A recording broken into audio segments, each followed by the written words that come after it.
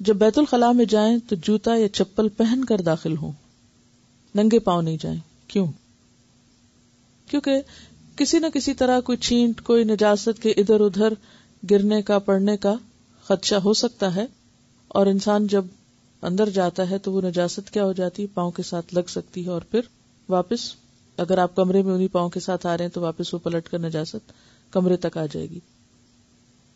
جوتا پہننے سے پہلے جھاڑ لیجیے، خاص طور پر جو لوگ ایسی جگہوں پہ رہتے ہیں جہاں پر بند گھر نہیں ہے اور کیڑے مکوڑوں کے اندر باہر آنے جانے کا خدشہ ہے، کیونکہ جوتا ایک گندی چیز ہے، ایسی چیز ہے کہ جس میں کیڑے مکوڑے جو ہیں وہ آسانی سے جا کر اپنی غذا تلاش کر سکتے ہیں، تو اس لیے جھاڑ کر جوتا پہنیے، خصوصاً اگر وہ بند جوتا ہو تو۔ داخل ہونے سے پہلے یہ دعا پڑھی، اندر جا کر نہیں، داخل ہونے سے پہلے باہر ہی پڑھ لیں، جاتے جاتے رستے میں پڑھ لیں، یہ نہیں کہ وہاں آپ کھڑے ہو جائیں اور پھر پڑھ کے پھر اندر تشریف لے جائیں اور دوسرے لوگ انتظار کر رہے ہوں کہ کب یہ فارغ ہوتے ہیں تو ہم بھی استعمال کریں ٹوائلٹ۔ تو ایسی صورت میں دین کے عمل کو اس طریقے پر نہ کریں کہ دوسروں کے لیے نفرت کا ذریعہ بن جائے، کہ تمہاری تو دعائیں ختم نہیں ہوتی ہیں اور دوسروں کو تم نے پریشان کر رکھا ہے، تو یہ امپریشن نہ ملے گھر والوں کو۔ داخل ہونے سے پہلے یہ دعا پڑھ لیجئے، بسم اللہ اللہم انی اعوذ بک من الخبث والخبائث، شروع اللہ کے نام کے ساتھ، اے اللہ بے شک میں آپ کی پناہ چاہتا ہوں ناپاک جنوں اور ناپاک جننیوں سے، کیونکہ گندی جگہ یا نجاست کی جگہ ناپاک جنوں کی پسندیدہ جگہ ہوتی ہیں اور عام طور پر ان جگہوں پر وہ موجود ہو سکتے ہیں، اس لیے ان سے پناہ مانگتے ہوئے اندر جانا چاہیے۔ آپ کو معلوم ہے کہ جادو وغیرہ کے جتنے بھی اعمال ہوتے ہیں وہ عموماً گندی چیزوں کے ساتھ ہوتے ہیں۔ بیت الخلاء میں داخل ہوتے وقت پہلے بایاں پاؤں اندر رکھیے، یعنی لیفٹ پاؤں کو اندر لے جائیں گے اور نکلتے وقت پھر رائٹ باہر نکالیں گے۔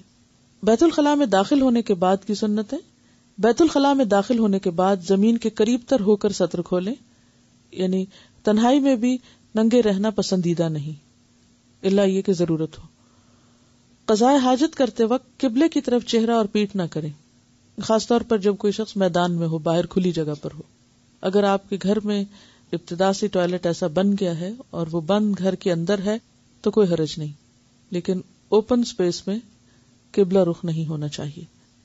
قضاء حاجت کے وقت باتیں اور ذکر الہی نہ کریں، یہ دو چیزیں منع ہیں، اس سے اللہ تعالیٰ ناراض ہوتے ہیں۔ اب یہ بولنے کی جگہ نہیں ہے، حتیٰ کہ ذکر کی جگہ بھی نہیں۔ ہاں، دل میں اگر آپ کے کوئی خیال آ رہا ہے اللہ تعالیٰ کا یا کسی، تو وہ دل کے خیالات کی پکڑ نہیں ہے، لیکن نہ تو تلاوت کریں، نہ کوئی گنگنائیں اس طرح کی چیز، اور نہ ہی باہر کوئی کھڑے ہو کر آپ سے باتیں کر رہا ہے، پوچھ رہا ہے کچھ، آپ اس کو بیٹھ کر گفتگو کر رہے ہیں یا ٹیلی فون لے کر بیٹھ جائیں، تو اس سے پرہیز کرنا چاہیے۔ بعض لوگ ریڈنگ شروع کر دیتے ہیں تو یہ بھی پسندیدہ عادت نہیں ہے، علم کی توہین ہے۔ جب عام گفتگو سے اور ذکر سے منع کیا گیا ہے تو پھر بک ریڈنگ بھی پسندیدہ نہیں، اور ویسے بھی انسان کو پھر زیادہ ضرورت بیٹھنے کی عادت پڑ جاتی، تو گندی جگہ پر زیادہ ضرورت کیوں بیٹھنا؟ اور یہ چیزیں بہت حد تک عادت سے متعلق ہوتی ہیں۔ آپ جس طرح اپنے آپ کو ٹرین کر لیں، اسی کہتے ہیں نا بچوں کو ٹرینڈ کیا جاتا ہے، یعنی یہ بھی ایک ابتدا سے ٹریننگ ہوتی۔ بعض ماؤں کا ہی قصور ہوتا ہے کہ وہ بچوں کو بہت دیر پاٹ پہ بٹھا چھوڑتی ہیں اور خود اپنے کام کرتی رہتی ہیں، بچے وہیں بیٹھ کے گنگناتے رہتے ہیں، باتیں کرتے رہتے ہیں، اور وہ کہتی چلو پھنسا ہوا بیٹھا ہوا میں اپنے 4 کام کر لوں۔ تو یہاں سے بچوں کو غلط عادت پڑ جاتی ہے دیر لگانے کی، پھر ان کی سیٹسفیکشن ہی نہیں ہوتی جب تک وہ بہت دیر نہ بیٹھے رہے۔ پھر جب وہ بڑے ہوتے ہیں اور وہ زیادہ دیر اندر رہنا شروع کرتے، پھر آپ دروازے نوک کرنے لگتے، جلدی باہر نکلو، اندر کیا کر رہے۔ لیکن ہم بھول جاتے ہیں کہ قصور ہمارا اپنا تھا کہ ہم نے شروع میں ہی ان کو اتنی دیر بیٹھا چھوڑ دیا۔ تو اس لیے نجس جگہ پر ضرورت کے لیے جانا چاہیے اور پھر فوراً نکلنا بھی چاہیے۔ پیشاب کی چھینٹوں سے بچیں، کیونکہ پیشاب کی چھینٹوں سے نہ بچنے کی وجہ سے قبر میں عذاب ہوتا ہے، اور اس کی وجہ یہ ہے کہ وہ ناپاک ہیں، وہ جسم پہ لگی رہیں گی تو نہ عبادت قبول ہوگی، اور عبادت ہی نہیں تو پھر نجات کس کی۔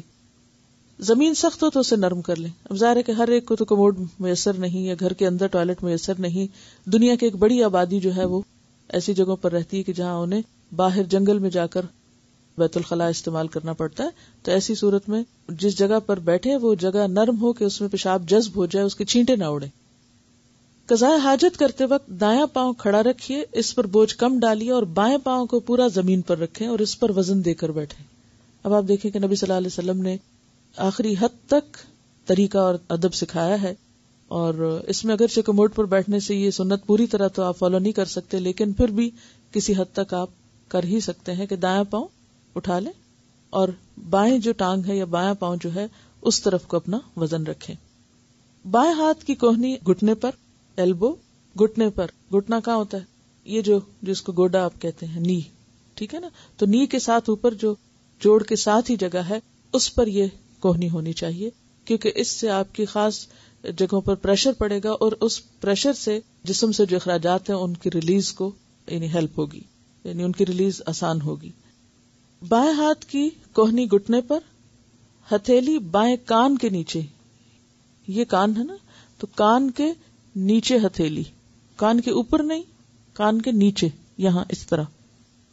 اور ہتھیلی کھلی بھی ہو سکتی ہے اور اگر مٹھی بند بھی ہے تو بھی اس جگہ. اگر آپ نے یوگا کی کچھ ایکسرسائز کی ہو یا کبھی یوگا انسٹرکٹر سے کچھ بات چیت کرنے کا موقع ملا تو عموماً آپ نے دیکھا ہوگا کہ وہ اس حصے کو، جن لوگوں کو اسٹمک کی ایسی تکلیف ہو تو اس حصے کو پریس کرنے کے لیے کہتے ہیں. آپ صلی اللہ علیہ وسلم نے اس حصے کو یہاں ہتھیلی رکھ کے پریس کرنے کو کہا ہے اس موقع پر. رسول اللہ صلی اللہ علیہ وسلم کا کوئی بھی حکم حکمت سے خالی نہیں، کیونکہ آپ کو یہ سب چیزیں بذریعہ وحی سکھائی گئی تھی. جس نے انسان کو تخلیق کیا اسی نے انسان کو حتیٰ کہ اپنے جسم کو صحیح طور پر استعمال کرنے کا بھی طریقہ سکھایا. تو آپ کو یاد رہے جو ہم نے بات کی تھی ویل بینگ کی، اس میں جسمانی اور فزیکل ویل بینگ بھی ہے. تو نبی صلی اللہ علیہ وسلم نے صرف ہمیں کچھ روحانی طور پر ہی ترقی کرنے کا حکم نہیں دیا، یا صرف قرآن میں طلاق اور نکاحی کے مسائل نہیں، بلکہ انسان کی ساری ضروریات حتیٰ کہ ٹوائلٹ میں بیٹھنے تک کے طریقے کو جو زیادہ بہتر اور فطرت کے قریب ہے اور انسان کے لیے فائدہ مند ہے وہ بھی سکھایا. رسول اللہ صلی اللہ علیہ وسلم کا کوئی بھی حکم حکمت سے خالی نہیں. اس طرح بیٹھنے سے اخراج فضلہ میں آسانی ہوتی ہے. پیشاب یا استنجا کرتے وقت پرائیویٹ پارٹ کو دایاں ہاتھ نہ لگائیں بلکہ بایاں ہاتھ لگائیں. ناک صاف کرتے ہوئے بھی بایاں ہاتھ، استنجا کرتے ہوئے بایاں ہاتھ. کسی بھی غلاظت کو اٹھاتے وقت یا ہاتھ لگاتے وقت، کسی بھی مثلا کوئی گندی چیز صاف کر رہے ہیں آپ، تو ان سب چیزوں کے لیے بایاں ہاتھ استعمال کریں. بہت سے لوگ کھانے پینے میں بایاں ہاتھ استعمال کرتے ہیں جو کہ منع ہے. دایاں ہاتھ اچھے کاموں کے لیے، صاف کاموں کے لیے، اور بایاں ہاتھ نجس یا ناپاک چیزوں کے لیے. جب حکم آ گیا تو ما آتاکم الرسول فخذوہ، کوشش کریں بچپن سے بچوں کو ٹرین کریں. ٹریننگ کی بات ہے. جاپان میں لوگوں کو دائیں اور بائیں دونوں ہاتھوں سے لکھنے کی پریکٹس کرائی جاتی ہے. خدا نہ خواستہ زندگی میں اگر دائیں ہاتھ کو کچھ ہو گیا تو بایاں بھی اکولی کام کرنے کے قابل ہو. حضرت عمر رضی اللہ تعالیٰ عنہ دونوں ہاتھوں کو بیک وقت برابر کا استعمال کر سکتے تھے.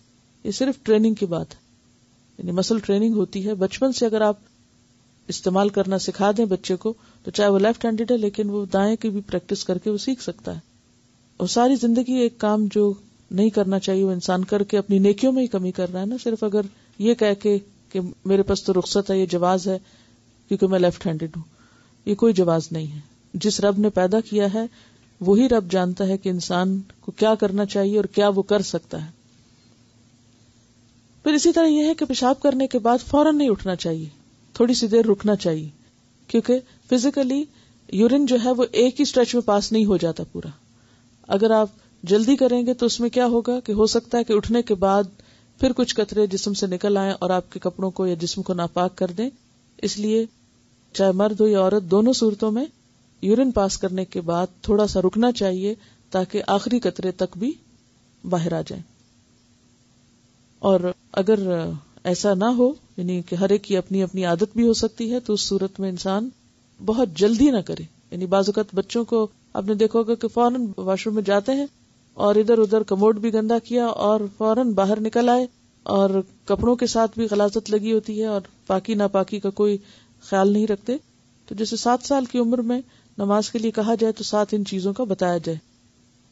بعض اوقات یہ ہوتا ہے کہ گھر سے باہر جیسے اسکول وغیرہ میں اگر پانی کا انتظام نہیں تو عام طور پر مشکل ہوتی ہے، لیکن پھر بھی کوشش یہی کی جائے کیونکہ ناپاک جسم کے ساتھ عبادت نہیں ہوتی، ناپاک کپڑوں کے ساتھ نماز نہیں ہوتی. تو اس صورت میں پوری احتیاط کی جائے پاکی حاصل کرنے کی.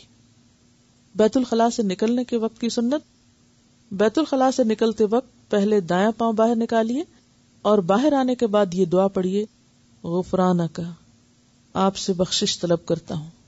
سوال آپ سے یہ ہے کہ اس وقت بخشش طلب کرنے کی ضرورت کیا ہے؟ کیوں؟ واش روم میں جا کر انسان کچھ دیر اللہ کی یاد یا ذکر سے غافل ہوتا ہے تو باہر آ کر پھر سے بخشش طلب کرتا ہے. نبی صلی اللہ علیہ وسلم نے بھی جب دن میں 70 سے 100 بار استغفار کرتے تو صحابہ کرام نے پوچھا کہ آپ کے تو سب گناہ معاف ہیں، آپ کیوں استغفار کرتے ہیں؟ تو آپ نے فرمایا انہ لیغان علی قلبی، میرے دل کے اوپر بھی اس طرح کا اثر آ جاتا ہے، اور یہ ہے کہ وہ وقت جو ہمارا ذکر سے خالی گزرے وہ نقصان ہو گیا نا، تو اس کی کمی کو پورا کرنے کے لیے پھر کیا چیز فائدہ مند ہے؟ استغفار. تو باہر نکل کر بھی دعا پڑھنی چاہیے. تو گویا یہ جو ہم کہتے ہیں نا کہ اللہ کا ذکر ہر وقت، تو اس سے مراد کیا ہے کہ واش روم جاتے وقت بھی اور پھر نکلنے کے بعد بھی.